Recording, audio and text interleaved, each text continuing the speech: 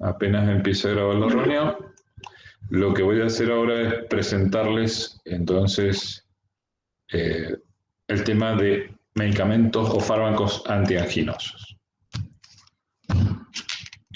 ¿Lo ven bien ahí? Sí, profe, ya se ve. Ya se ve. Buenísimo.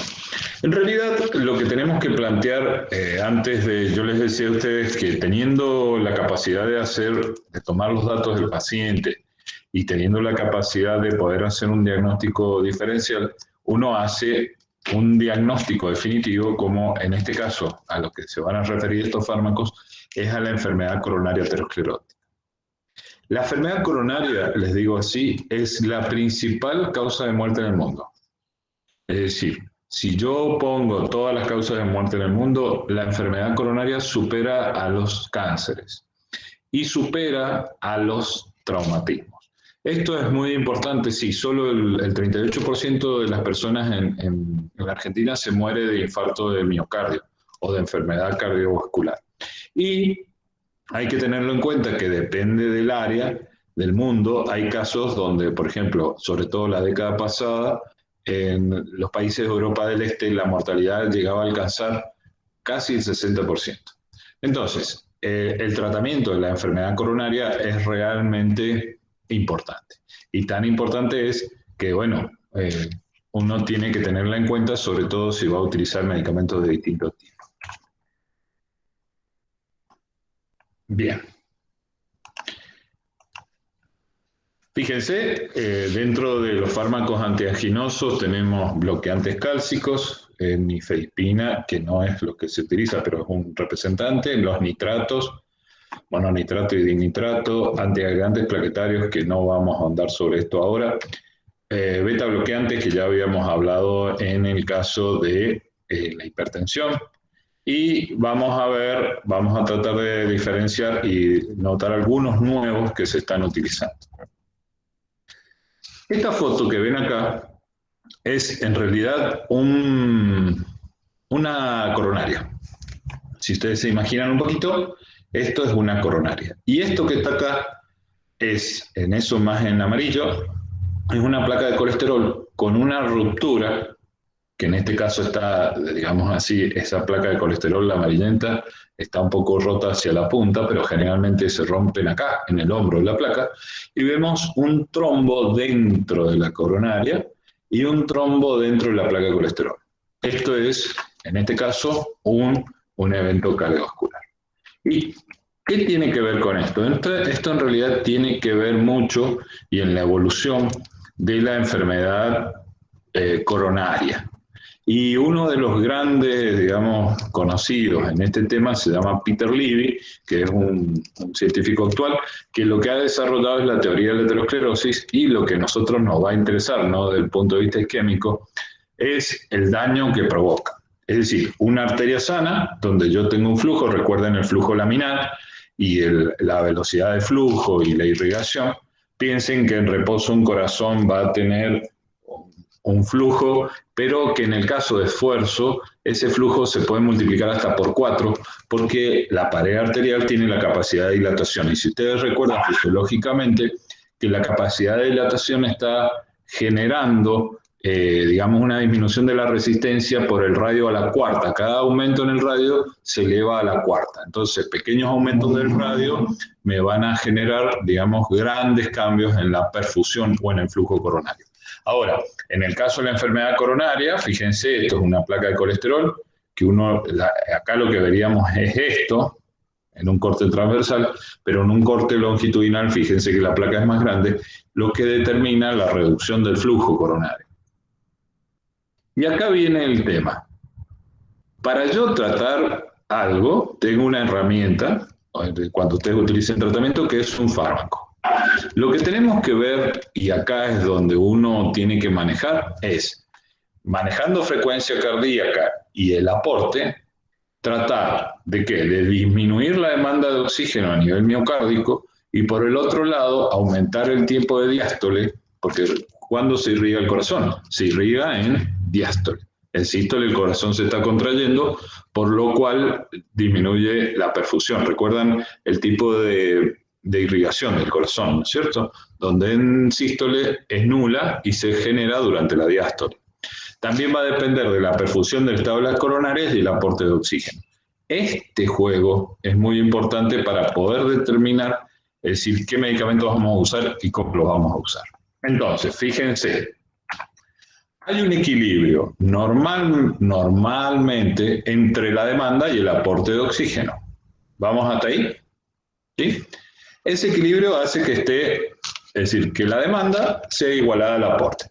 Yo puedo aumentar, digamos así, el aporte de oxígeno. ¿Cómo lo hago? Y aumentando el flujo coronario, ¿sí? Y el flujo regional del miocardio. Esto no nos vamos a detener en las estatinas y los antitrombóticos, pero fíjense que aumentar el flujo puede utilizarse sobre todo vasodilatadores, es decir, medicamentos que dilaten la coronaria. Esto me va a afectar el aporte. Ahora bien, por el otro lado está lo que se llama determinantes del consumo de oxígeno, que sería la frecuencia cardíaca, la contractilidad y la tensión parietal. Esos son los tres determinantes del consumo de oxígeno.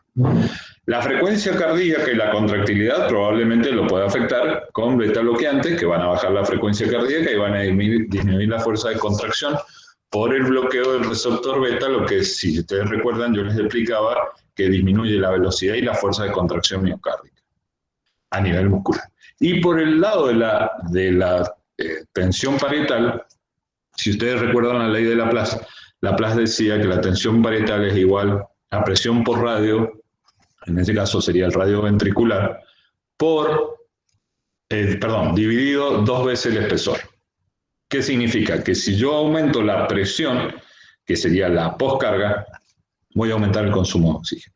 Entonces, en los determinantes del aumento de consumo de oxígeno, yo tendría que bajarlos por un lado, que sería bajar frecuencia, contractilidad y poscarga, fíjense, y precarga también para disminuir la dilatación ventricular, que va a disminuir la demanda, y por el otro lado lo que puedo hacer es aumentar el aporte. ¿Vamos bien hasta ahí? Todavía no hemos entrado en los fármacos. ¿Vamos o no vamos? Sí, profe. Vamos bien, bien. Dentro de los fármacos, yo les mencioné a ustedes los nitritos o los nitratos. Y en realidad lo que vamos a ver es esta balanza entre la demanda y el aporte. ¿Cuál es el objetivo? Aumentar la demanda, es decir, lo que tengo es que en realidad, ¿qué me provoca el dolor de pecho en la enfermedad coronaria crónica? El aumento de la demanda y la disminución del aporte. Y acá están los que yo les mencionaba recién, la frecuencia cardíaca, la contractilidad y la tensión parietal, y en el aporte, la capacidad de transporte de oxígeno, por ejemplo, no es lo mismo un paciente con anemia, y el flujo coronario, que va a depender, lógicamente, de la resistencia vascular. Fíjense, tensión parietal, resistencia vascular. Si yo entro un poquito en la historia, fíjense, la nitroglicerina fue sintetizada por Ascanio Sobrero, un químico italiano, en 1846. Quien observó que pequeñas cantidades de una sustancia oleosa colocada en la lengua generaban severo dolor de cabeza. ¿Quién está, a ver si ustedes saben, quién está más relacionado con la nitroglicerina en el mundo?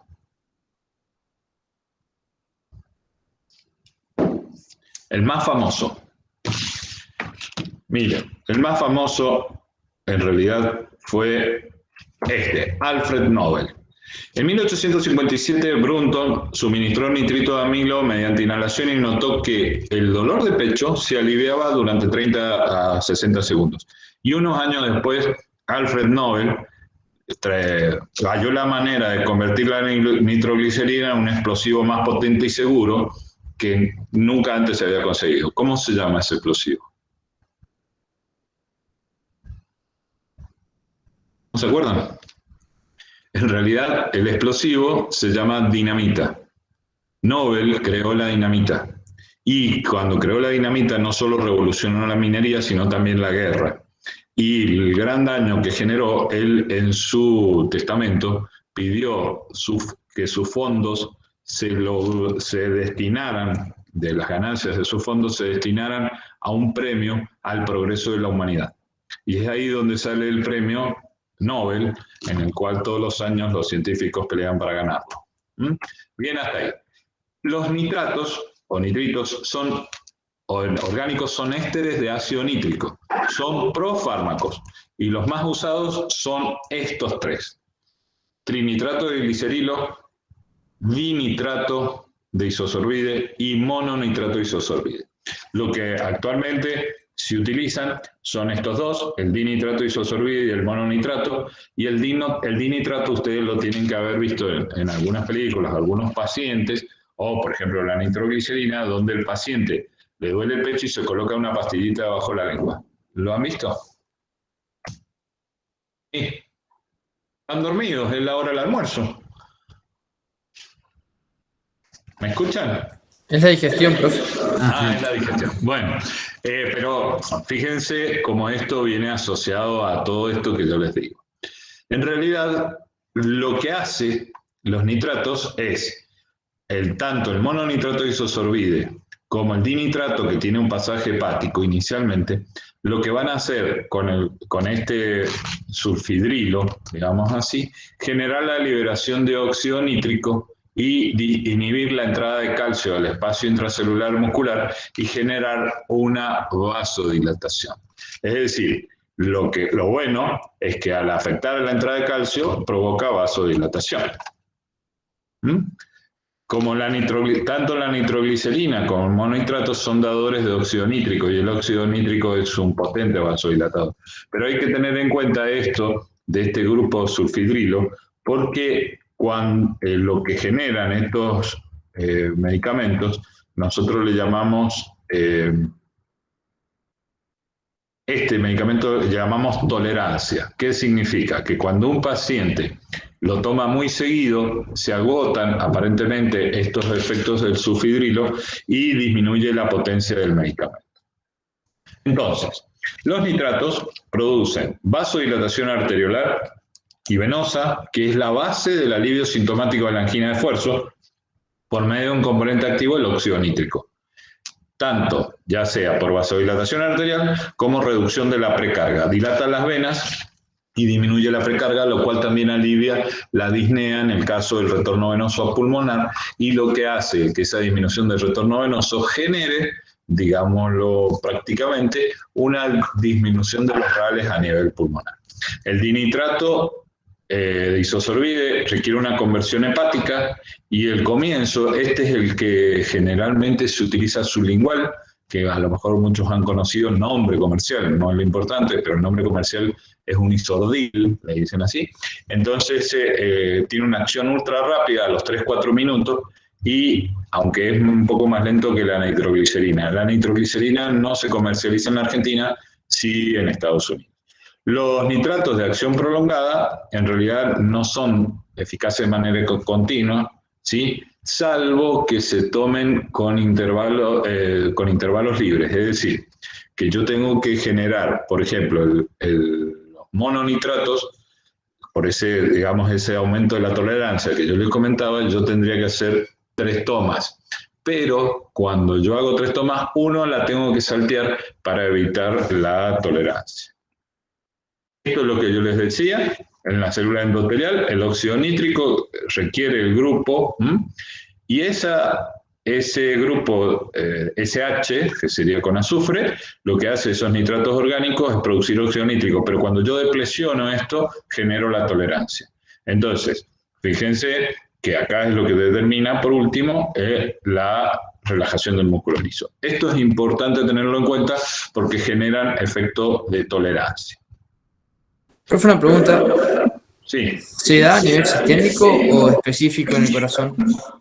No, es a nivel sistémico. Es más, nosotros muchas veces, yo le comento, para bajar la presión arterial, yo les mencioné los otros días nitroprusato de sodio. Perfecto. Ahora, yo puedo usar nitroglicerina endovenosa para bajar la presión, porque es a nivel arteriolar y a nivel venoso. Entonces, muchas veces uno en la unidad coronaria utilizaba el que más le convenía o el que tenía. Nitroglicerina es mucho más fácil de tener que nitroprusiato, entonces usábamos por ahí nitroglicerina. Piensen que va a disminuir la precarga, entonces también lo usábamos en el edema agudo de pulmón, porque al disminuir la precarga disminuye el retorno venoso, menos sobrecarga de presión sobre el capilar pulmonar, mejoría de los síntomas. Es decir, esto va a ser general. Por eso estos medicamentos, como producen vasodilatación, provocan cefalea. En algunos pacientes muy bien tolerada, en otros es totalmente rechazado y hace que uno deba discontinuar el medicamento. Pero es a nivel de todo el territorio arterial como venoso. Fíjense, disminuye el consumo de oxígeno porque disminuye la precarga, disminuye el retorno venoso, y también produce vasodilatación disminuyendo la presión arterial, es decir, que disminuye también la poscarga. ¿Aumenta el aporte de oxígeno de miocardio? Sí. ¿Por qué? Porque dilata las coronarias. Fíjense, en los vasos de conductancias, dilata la zona de las estenosis epicárdicas y disminuye la resistencia al flujo sanguíneo, atenúa la vasoconstricción producida a veces por el daño mismo endotelial que tienen estas arterias por el tema de las placas de colesterol, y a nivel del flujo sanguíneo produce redistribución de flujo hacia los territorios isquémicos, particularmente el subendocardio, lo cual son favorables y sirven. Incrementa hacia zonas hipoperfundidas, es decir, zonas que no tienen buena perfusión, incrementa el flujo sanguíneo con escasos cambios en la perfusión miocárdica global. Es decir, son bastante lindos. Aumentan la tolerancia al ejercicio. Imagínense que un paciente que caminaba 50 metros le aparecía dolor de pecho. Bueno, al darle esto mejora la tolerancia al ejercicio, mejora la contractilidad. ¿Por qué? Por disminuir la pre y la postcarga y por aumentar el aporte de oxígeno. Y reducen la extensión de la isquemia, es decir, tengo menos área isquémica. Ahora, los efectos tóxicos, las respuestas adversas, son fáciles de descubrir. Uno, la cefalea, por lo que la vasodilatación del territorio cerebral. Mareos, debilidad e hipotensión por baja de presión. Pueden desmayarse, sí, síncope por hipotensión. E interacción con los inhibidores de la 5-fosfodiesterasa. Pregunta, ¿cuáles son los inhibidores de la 5-fosfodiesterasa? ¿Qué pregunta? ¿Saben cuáles son? Googleenlo.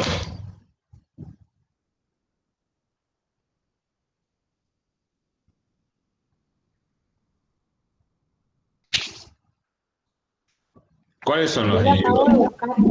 Que dice que son las que utilizamos para tratar la disfunción eréctil. Ah, muy bien, Jessica. Muy bien, Jessica. Viagra. ¿Cuál es el más conocido? El Viagra. El Viagra, perfecto. Acá es un serio problema.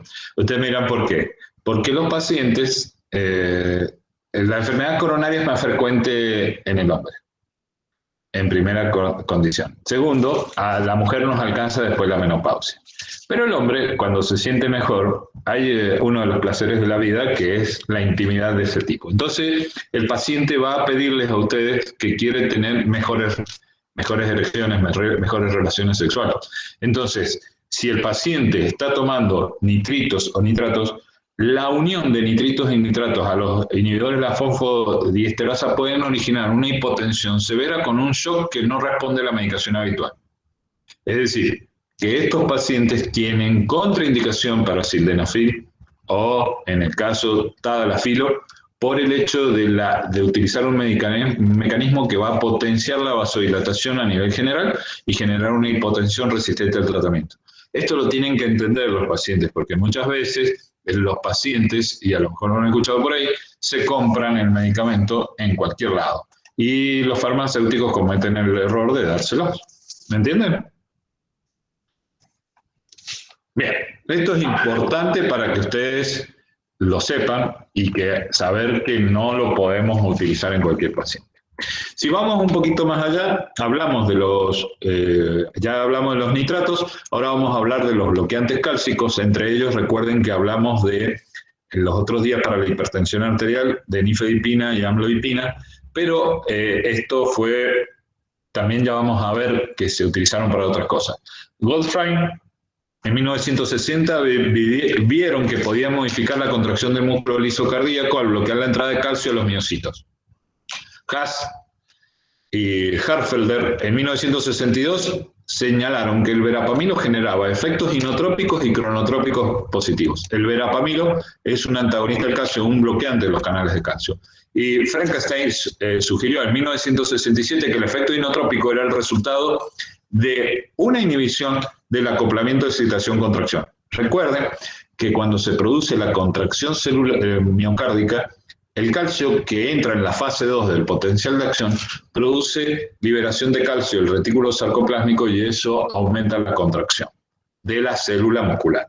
Si yo bloqueo la entrada, disminuyo la liberación del retículo sarcoplásmico y por ende termino produciendo un efecto inotrópico negativo. Y acá están las que habíamos visto, las dihidropiridinas, la nifedipina y la amlodipina que vimos, las bensilquilaminas, el verapamilo, que ya prácticamente no se está usando, y las benzotiazepinas, que son el diltiazem. El diltiazem es un bloqueante cálcico que se utiliza actualmente y para tratamiento del Langor estable. Fíjense, esta diapositiva creo que ya se las mostré. Bomba de calcio, acá tengo la entrada del calcio, este calcio va a estimular el retículo sarcoplásmico y ese calcio libre va a actuar en la contracción y en la relajación muscular.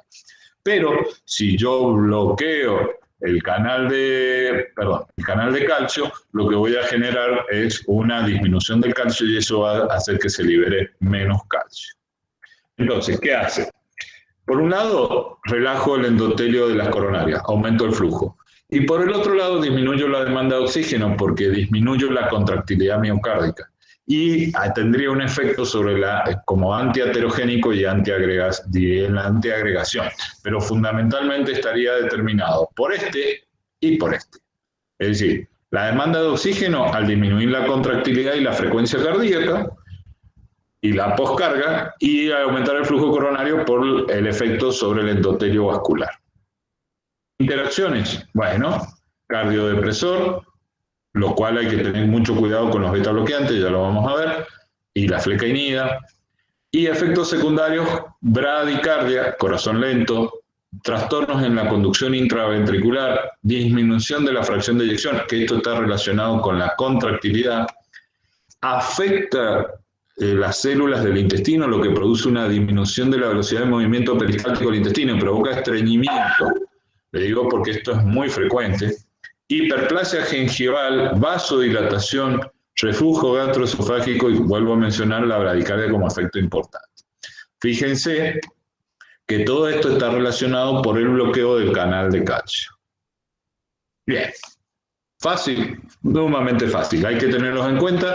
Les comento, el diltiazem viene en cápsulas, en comprimidos, tiene un mecanismo de acción que dura más o menos 12 horas el efecto, pero vienen cápsulas de liberación lenta que se llaman AP o CD, pero pues generalmente son llamadas AP que permiten la liberación lenta del diltiazem durante las 24 horas.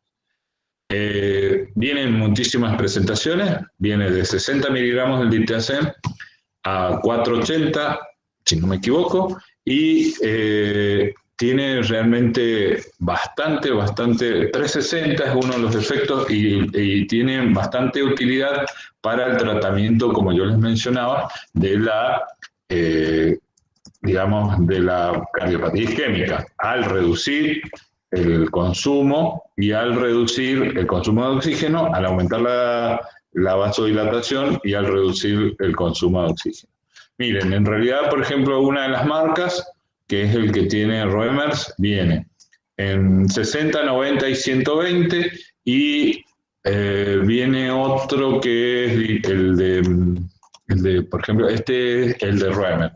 El de Vago es, si no me equivoco, bien mayores dosis y que uno puede utilizar, por ejemplo, el AP puede utilizar 120 por día o puede utilizar 240 o 360, dependiendo cuál es el que uno quiera utilizar. Y el efecto, digamos así, de uno quiere lograr. A ver, les quería mencionar otro que el de Vago, por ejemplo, el de Romer se llama Acalix, el de Vago se llama Incoril y viene, acá está, 180, 120, 180, 240, 300 y venía un comprimido también de 360, no de 480, sino de 300, como para que ustedes tengan idea de hasta qué dosis se pueden llegar a utilizar. Ahora bien, uno de los pilares fundamentales para el tratamiento de la cardiopatía isquémica está determinada por los beta bloqueantes. Los beta bloqueantes, recuérdense, tienen propiedades antiisquémicas, antihipertensivas y antiarrítmicas.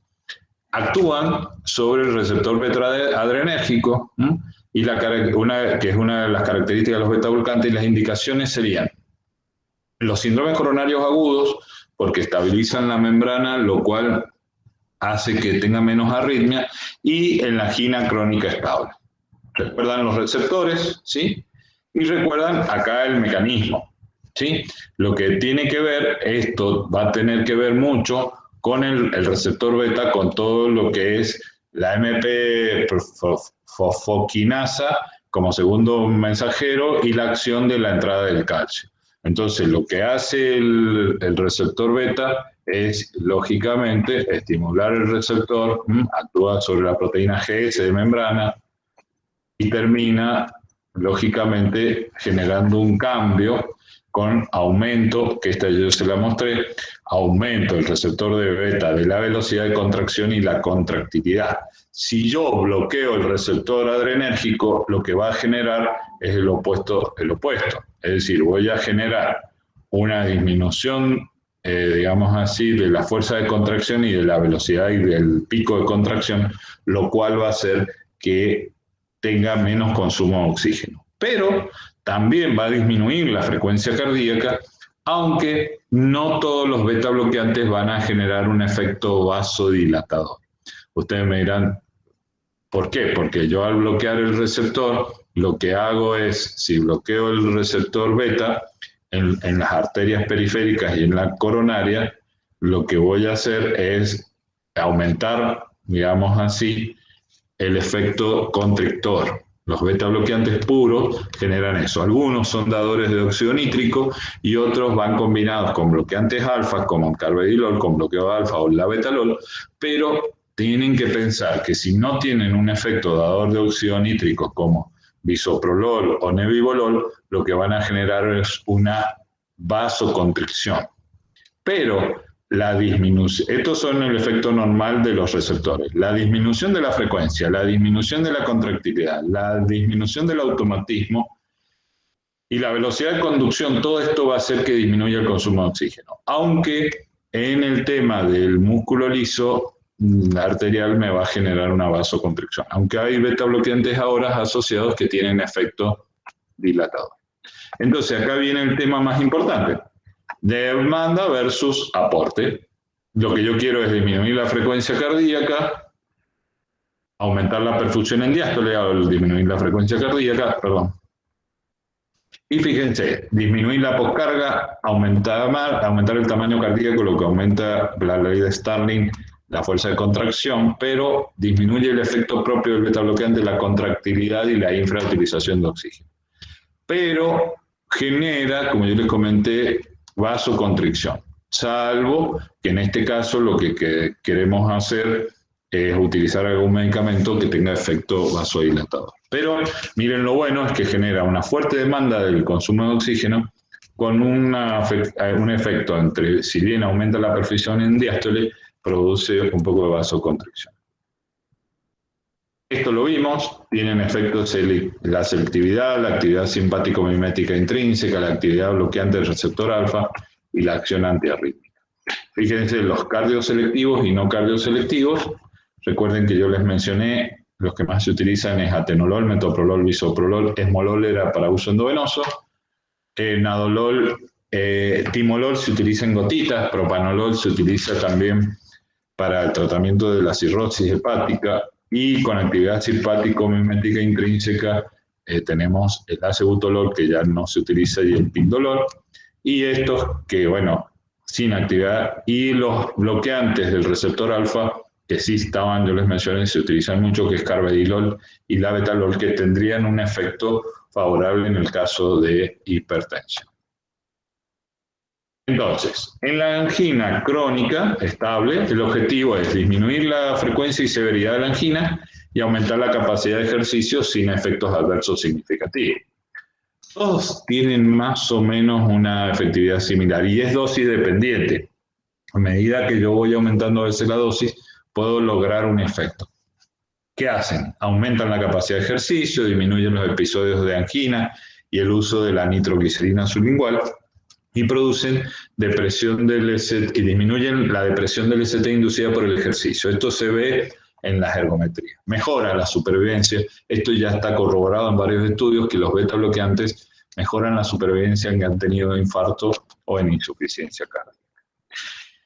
Y para cerrar, drogas que se utilizan también en cardiopatía isquémica, tendríamos la trimetazidina, que esta es una droga nueva que mejora la capacidad del ejercicio y aumenta el umbral isquémico, es decir, que me aleja a mí y generalmente no tiene mayores interacciones. Pero el mecanismo es inhibe la 3-cetoacetil-CoA-tiolasa y al inhibir la oxidación de los ácidos grasos tiene como favorecedor un aumento de la oxidación de la glucosa. Entonces aportaría el oxígeno a través, es decir, la energía a través de una vía que no es mediada por el oxígeno. Entonces como que cambia el umbral isquémico y lo favorece. Los malestares asociados, malestar gástrico, náuseas, cefalea y algunas alteraciones motoras. La ivabradina, que produce también, es otro medicamento que no pertenece a ninguno de los grupos anteriores, produce un bloqueo selectivo de la concentración IF de la célula del nódulo sinusal. Esto, la ivabradina, lo que hace es disminuir la pendiente de despolarización espontánea, entonces disminuye la frecuencia cardíaca, pero no afecta para nada la contractilidad ni la función ventricular. Entonces, ¿qué hace? Lo que hace es reducir la frecuencia. Por ejemplo, si yo tengo un paciente con EPOC y no puedo darle un beta bloqueante por el efecto que sabemos adverso de generar un bloqueo del receptor beta pulmonar, lo que va a producir una broncoconstricción, yo lo que puedo hacer es utilizar ivabradina para disminuir la frecuencia, que es, digamos, uno de los determinantes del consumo de oxígeno, sin afectar, digámoslo, como en el caso de los beta bloqueantes, sin afectar ni la contractilidad, ni en ese caso producir una broncoconstricción. En el caso de los bloqueantes cálcicos, lo que también voy a bajar la frecuencia, pero también voy a disminuir la fuerza de contracción. En este caso no lo afecta. Mejora la capacidad de esfuerzo, aumenta el umbral isquémico y hay que tener cuidado con interacciones que alarguen el intervalo QT, que ya lo vamos a ver, medicamentos para el VIH, con antimicóticos y con macrólidos. Y los efectos secundarios, alteraciones de la visión, bradicardia, fibrilación y bloqueo cardíaco. Y por último, dentro de este grupo, la ranolacina, que bloquea la corriente tardía de entrada de sodio en las células. Esto lo que hace es mejora la capacidad y reduce la isquemia recurrente. Fíjense, de todos modos, los efectos adversos tienen alteraciones en la visión, cefalea, mareo, bradicardia y bloqueo cardíaco. Y para que solo lo tengan, no es imprescindible saberlo, el nicordanil dilata las arterias y estimula los canales potasio sensibles a la adenosina, estabiliza la placa coronaria y la tasa de eventos, fíjense, ya está comprobado, se redujo un 14%, aunque no se observó mejoría. Estos son medicamentos de último progreso en el tema de la cardiopatía isquémica. Algunos no están en venta, pero por ejemplo, ivabradina y trimetazidina sí están en venta, nicordanil y el otro no. Entonces, ¿cómo voy a tratar a un paciente con cardiopatía isquémica? Y voy a tener varios mecanismos. Uno es terapia antitrombótica sobre el accidente de placa y el trombo oclusivo y la revascularización. En el caso de la obstrucción mecánica progresiva. Y por el otro lado, nitritos, nitratos y beta bloqueantes, estatinas para reducir la inflamación y en la obstrucción dinámica de utilizar sobre todo nitratos. En el caso del consumo de oxígeno y el aporte, tratar acá no solo nitratos y beta bloqueantes, sino bloqueantes cálcicos para mencionar. Y para mencionar, que esto va en una tercera parte, la aspirina, que está demostrado la reducción del riesgo de muerte por infarto o angina inestable o infarto no ST, lo que hace es bloquear las plaquetas y genera un beneficio desde el inicio del tratamiento. No es dosis dependiente, pero sí los efectos adversos, y la dosis diaria es de 75 a 81 miligramos, es decir, una aspirina de 100 estamos más que sobrados con una carga de 162 a 325 miligramos. Se hace una carga y después sí. El drama fundamental es la alergia a la aspirina, que existen personas que tienen alergia, hemorragia activa o trastornos plaquetarios previos. Profe, perdón, Sí. capaz que lo iba a decir ahora. Ante un accidente isquémico o un dolor de pecho, ¿cuánto se tiene que administrar de aspirina? Así en En cantidades. general, lo que inicias es 325 miligramos o una aspirina de 500. Después, de todos modos, también se está utilizando hoy esto como un inicio de tratamiento. Cuando ustedes tengan un paciente en cualquier lugar y que lo vean y ustedes estén caminando, una aspirina es importantísima para el tratamiento inicial. Es más, darle un montón de cosas, medicamentos y otro tipo, no. El beneficio se ha observado solo con darle aspirina. Quería mencionarle, en Italia se hizo un estudio que se llamó GISI. GISI fue un estudio que se usó streptokinasa, que es un antitrombótico que rompe los trombos, es decir, que forma, lo que hace es, la streptokinasa destruye los coágulos intracoronarios, y les voy a dar esta pauta. Se utilizó en el estudio GISI-2 streptokinasa sola, aspirina sola y aspirina con streptokinasa. Streptokinasa sola dio una mortalidad de algo del 10.4 o 2%, si no me equivoco, y aspirina sola 10.4. Al unirlo los dos bajó a 7.8. Es decir, que si yo doy streptokinasa sola, no obtengo el efecto benéfico si no le sumo aspirina. Es decir, la aspirina en la cardiopatía isquémica, como dice ahí, debe ser parte de la terapia inicial. Es decir, antes que darle cualquier cosa, si ustedes tienen la certeza de que el paciente tiene un evento coronario, es darle aspirina. Es fundamental. Yo llevo un paquetito de aspirineta en mi mochila, pero para mi paciente. Porque a veces uno se encuentra en el consultorio y tiene que internar al paciente y no lo ve. Bueno, hasta acá estamos. Más o menos. Sí, profe. Sí. Bueno, vamos a ver la segunda parte, que es decir, vamos a hacer acá 3 minutos y vamos a entrar sobre los fármacos antiarrítmicos. Sé que por ahí no es muy didáctico, pero bueno, son las 2 charlas que tenemos hoy programadas para hoy, y bueno, me gustaría que la diéramos hoy y no nos quedara ningún tema copiado. Bueno, preguntas hasta acá. Ninguna. Qué bueno. Esto es muy bueno. Es bueno para el médico que no tiene que, miren mis pelos, no tiene que responder demasiadas preguntas. De todos modos, me estuvieron mandando unos correos y ahí se los contesté. Espero que, bueno, que esto también sirva. Creo que fue Tamara, Mayra, me han mandado un par de correos. Están muy buenas las preguntas, lo cual pone en evidencia que están leyendo. Bien, vamos un poquitito más allá. Vamos a arritmias. Las arritmias, les soy sincero, es un capítulo bastante complicado.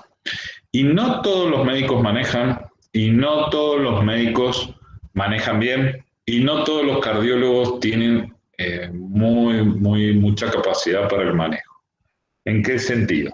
Que tenés que tener un buen maestro en esto porque realmente son complejas, y tenés que saber muy bien hacer el diagnóstico, leer muy bien los electrocardiogramas. Y es más, les diré que existe una subespecialidad dentro de la cardiología que se llama electrofisiología, que estudian las arritmias.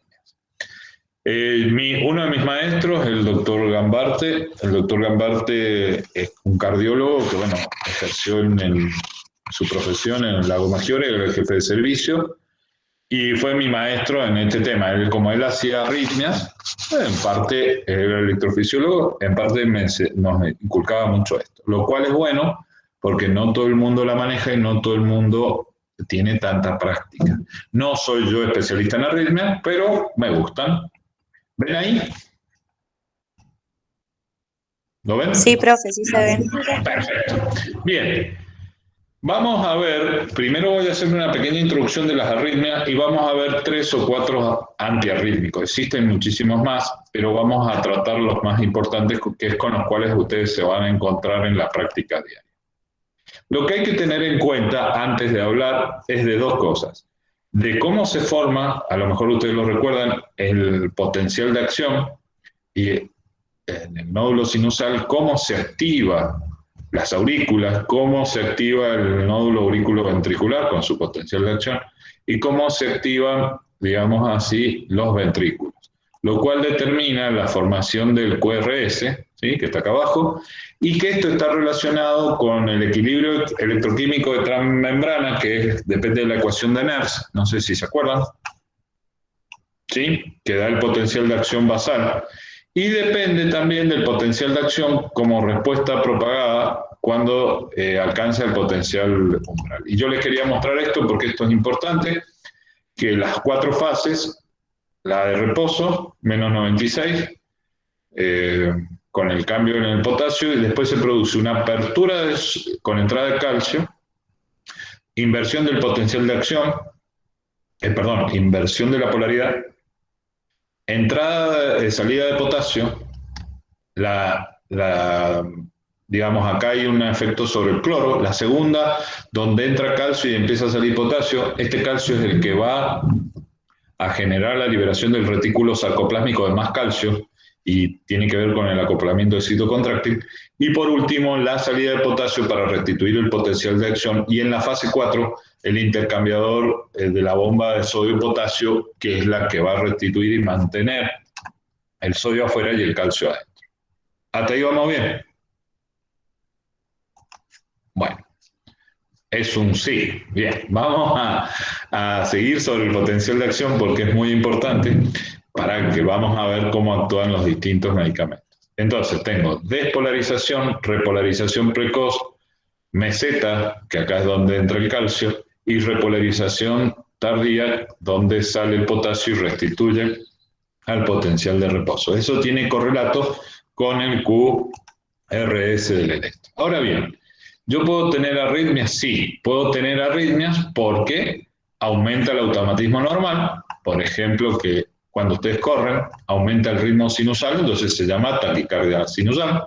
En el caso que un ritmo de escape de una estructura inferior, como puede ser del hip Purkinje o ventricular, aumente, esto se llama un ritmo de escape. Fíjense, este es el ritmo normal, P, QRST, pero acá se genera un ritmo de escape que le gana al sinusal, que se llama escape ventricular. O en el caso, acá vemos, en el caso de automatismo normal, como isquemia, infarto, catecolaminas o parasistolia, fíjense donde se generan lo que nosotros llamamos extrasístoles. Acá existe, la F habla de un latido de fusión entre un normal y un extrasístole, pero para que ustedes más o menos veamos las principales así arritmias.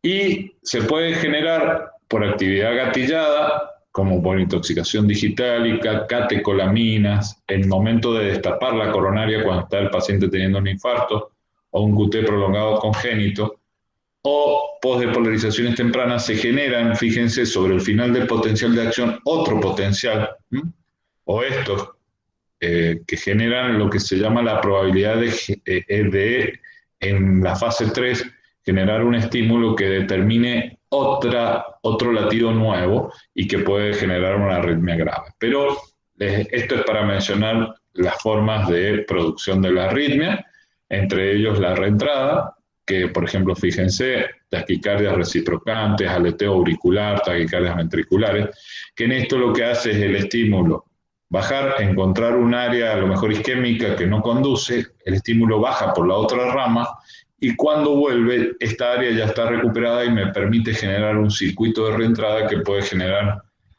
digamos así, frecuencias cardíacas de hasta casi 230 latidos por minuto. Pero esto es por una reentrada que puede ser macro reentrada, como vemos acá, a través de unas anómalos, o microrreentrada en el mismo nódulo sinusal. Y acá esto es lo importante, recordar el canal de sodio. En el canal de sodio generalmente el canal está cerrado en reposo, se activa, se abre, se desactiva, entra a un estado cerrado inactivo y después se recupera. Esto es importante que sepamos porque depende de cómo se encuentren los canales en membrana, es cómo van a actuar los medicamentos. Y acá entramos con el tema que más nos compromete, que es lo que hablábamos de los antiarrítmicos. En realidad, Vaughan Williams hizo una clasificación ya antes de la década del 90, donde clasificaba los distintos antiarrítmicos. Y fíjense que se basaba en mecanismos distintos, si bloqueaba los canales de sodio, de potasio, si eran beta bloqueantes los receptores. Tenía una clasificación, esta tenía una limitación porque hablaba del daño del canal, de la forma del receptor. Entonces, en realidad, esto no nos ayuda mucho, salvo para verla desde el punto de vista didáctico. Es decir, las acciones de los fármacos son más complejas que las representadas por Vaughan Williams, pero Vaughan Williams nos permite a nosotros clasificar muy bien para uno, desde el punto de vista didáctico, aprender. Entonces, Vaughan Williams la clasificó en 4 tipos, ¿sí? Bloqueo de los canales rápidos de sodio, y le dio clase 1A, 1B, 1C. Clase 2, los bloqueantes beta-adrenérgicos. Clase 3, bloqueo de los canales de potasio. Y clase 4, bloqueo de los canales de calcio. Pero, si uno se va un poco más allá, y esta es la última clasificación del 2018 del American Heart Association, de la Asociación Americana del Corazón, y fíjense que los efectos, tanto de uno como otro medicamento, determinaron una clasificación terriblemente grande. Y fíjense que voy a tener distintos subtipos y distintos targets de acuerdo al mecanismo de acción. Hasta me da, digámoslo así, hasta los inhibidores de la enzima convertidora o las estatinas por el efecto electrofisiológico y estructural. Fíjense, ampliando el potencial de acción, reduciendo el sustrato arrítmico en el caso de las estatinas, que es un hipolipemiante. Esta clasificación en la que estamos usando los cardiólogos hoy, pero no es necesario que ustedes se la sepan. Porque fíjense, acá estaría la estructura celular, el túbulo T, miren los distintos tipos, los estresores, digamos así, los distintos canales, las bombas, los intercambiadores, el canal de calcio, el retículo sarcoplásmico. Fíjense donde los distintos grupos que yo les mencioné actúan en distintos lugares. No es esto, yo se los quiero transmitir para que ustedes sepan que existe una clasificación más compleja, pero que hoy, desde el punto de vista didáctico, nos tenemos que saber la clasificación de Vaughan Williams, ¿sí? Que es esta, ¿sí? ¿Vamos hasta acá? Para que no se mareen. Bien. Acá tenemos, entonces, dentro de la clase 1, la clase 1A, que reduce la velocidad máxima de propagación y la duración del potencial de acción, entre ellos una de las más importantes, quinidina, procainamida. La clase 1B, que no reducen la velocidad máxima y acortan la duración del potencial de acción. La más conocida es lidocaína, que se puede utilizar como anestésico local, pero lo usamos los cardiólogos como antiarrítmico en infusión endovenosa. Y la clase 1C, que reducen la velocidad máxima de despolarización y enlentecen la conducción, como la propafenona y la fleicainida. La amoricicina no la estamos utilizando. Voy a mencionar algunos, entre ellos la quinidina, que fíjense, el potencial de acción que acabamos de ver reduce la amplitud del potencial y el máximo punto de la fase 0, disminuye la pendiente de polarización diastólica en la fase 4 y acerca el umbral de polarización hacia 0, tiene un efecto anticolinérgico y bloqueo alfa-adrenérgico y prolonga ligeramente, digamos así, el tiempo diastólico de las fibras auriculares y ventriculares, que es un uso por dependencia. Este medicamento se utiliza sobre todo en las extrasístoles supraventriculares, en algunas ventriculares generalmente no, más que todo supraventriculares, y en las taquiarritmias sostenidas. Para la fibrilación auricular la revierte entre un 20 y un 60%. Nosotros lo utilizamos en la unidad coronaria con una carga y está muy bueno porque revertía muy bien las fibrilaciones auriculares. El uso prolongado, como dice, mejora el control del ritmo, pero tenemos una mayor mortalidad. Y los efectos secundarios, que son muchos, que obligan a suspender el tratamiento, es decir, se utiliza poco la quinidina, les diré, son los gastrointestinales, fíjense, trastornos neurológicos, hipersensibilidad y los cardíacos, puede prolongar el QT y generar una arritmia ventricular que se llama torcida de punta, que es altamente mortal. Entonces hay que usarla con mucho cuidado y tener en cuenta sobre todo la función hepática y si el paciente está o no en fallo cardíaco. Acá está la lidocaína. Acá lo que vemos a la derecha es un estuchecito de lidocaína que se utiliza a veces para hacer suturas como anestésico local.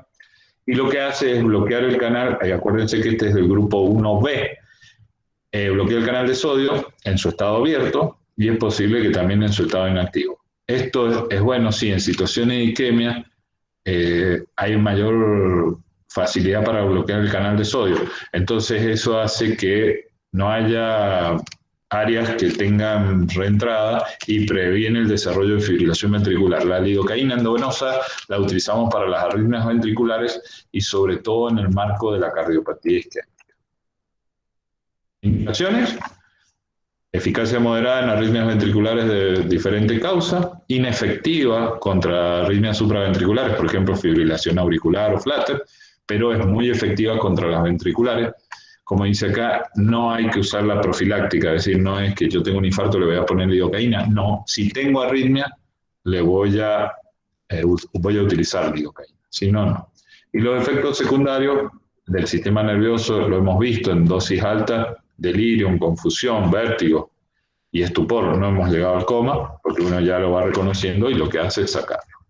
La clase 2 la acabamos de ver, que son los receptores beta-adrenérgicos. Fíjense, el beta-1, el músculo cardíaco, incrementa la frecuencia, la velocidad de contracción, la velocidad de relajación, la conducción AB y disminuye la refractariedad del nódulo AB. Si yo bloqueo el receptor, tengo todos los efectos opuestos y disminuyo las arritmias cardíacas. Lógico que el receptor beta-2 produce vasodilatación y broncodilatación, que si yo lo bloqueo voy a generar el efecto opuesto. Y el beta-3, termogénesis y reduce la contractilidad cardíaca. Este no es muy importante, pero el bloquear la termogénesis, muchos de los pacientes lo refieren como una sensación de frío permanente que tienen al tomar estos medicamentos. Este es el cuadro que acabamos de ver. Está bueno por esto, porque en el nódulo AB, en el His-Purkinje y en los ventrículos, en la estimulación del receptor beta aumenta el automatismo, que yo mejoro al bloquear el receptor y disminuyo las arritmias. Bien, lo acabamos de ver con la acción antiarrítmica y el canal de calcio en el cual interfiere el receptor beta con todo el mecanismo para disminuir, digamos así, la contractilidad. Las acciones desde el punto de vista arrítmico: disminuye la pendiente de polarización espontánea, disminuye el automatismo, disminuye la frecuencia cardíaca. Acá hay un tema que disminuye la velocidad de conducción en nódulo auriculoventricular y puede generar un bloqueo auriculoventricular completo, y disminuye la contractilidad. Es decir, esto es lo que haría, disminuye la pendiente, dispara más lejos del umbral, lo cual disminuye la frecuencia cardíaca y el automatismo. Bien, entre otras las acciones, alarga el potencial de acción, disminuye la velocidad de conducción y el automatismo ventricular y aumenta el tono vagal y el aumento del umbral para el desarrollo de taquicardia ventricular. Se me disparó todo junto. Entonces, elevan, esto es muy importante, el umbral para fibrilación ventricular y reducen esa dispersión de la repolarización, especialmente en el infarto, lo cual disminuye la mortalidad en el infarto, y esto tendría que ser dado en los pacientes. En todos los pacientes internados con infarto de miocardio hay que utilizar beta-bloqueantes. Como dice, la dosis adecuada depende de cada paciente. Y algunos requieren 1 o 4 tomas. Por ejemplo, propanolol hasta 4 tomas y bisoprolol una sola toma. Puede utilizarse vía endovenosa el propanolol y subir de 1 miligramo hasta lograr el efecto deseado o que tengamos un efecto tóxico. Y el propanolol, por ejemplo, se administra en dosis divididas, antes puede llegar hasta 1 gramo por día. Pero yo le diré que propanolol se utiliza poco, se utiliza más bisoprolol y carvedilol, para mencionarles, o nebivolol en la unidad coronaria. Y si uno quiere un efecto más cronotrópico de automatismo, el atenolol es muy bueno. Y por último, es decir, no por último, vamos a hablar del antiarrítmico más conocido que más se está utilizando ahora, que es la amiodarona. Prolonga, digamos así, el periodo refractario efectivo de las células cardíacas, actúa sobre los canales de potasio, reduce la descarga sinusal del nódulo AB y hace algo similar al beta bloqueante. Pero fíjense, y acá yo lo he puesto la molécula de amiodarona, sobre todo para tener en cuenta estas dos cosas. A ver si puedo yo marcarle acá. Dos cosas importantes.